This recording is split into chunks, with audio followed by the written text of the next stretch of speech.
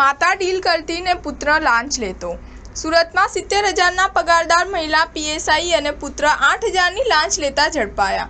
અટકાયતી કાર્યવાહી ન કરવા 10,000 માંગ્યા હતા। સુરતના લાલગેટ પોલીસ મથકની લાલગેટ પોલીસ ચોકીના મહિલા પીએસઆઈ અને તેમના પુત્રને એસીબીએ 8,000ની લાંચ સ્વીકારતા તેમની ઓફિસમાં ઝડપી લીધા હતા।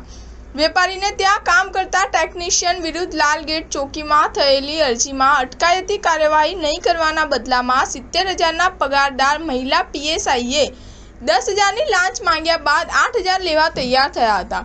ટેકનિશિયને આ અંગે વેપારીને વાત કરતા તેમણે સુરત એસબીનો સંપર્ક કરી ફરિયાદ આપી હતી। ફરિયાદને આજરોજ એસબી સુરત એકમના મદદનીશ નિયામક આર ચૌધરીના માર્ગદર્શન હેઠળ સુરત ગ્રામ્ય એસીબીના પીઆઈ એસડી ધોબી અને સ્ટાફે છટકું ગોઠવ્યું હતું। એ મુજબ મોડી સાંજે લાલગેટ ચોકીમાં જ મહિલા પીએસઆઈ મંજુલાબેન પારગીએ વેપારી સાથે લાંચ અંગે વાત કરી ત્યાં હાજર પોતાના પુત્ર અશ્વિનને લાંચની રકમ 8,000 આપવા કહ્યું હતું। સ્ટાર ન્યૂઝ 7 હંમેશા સચ્ચાઈની સાથે।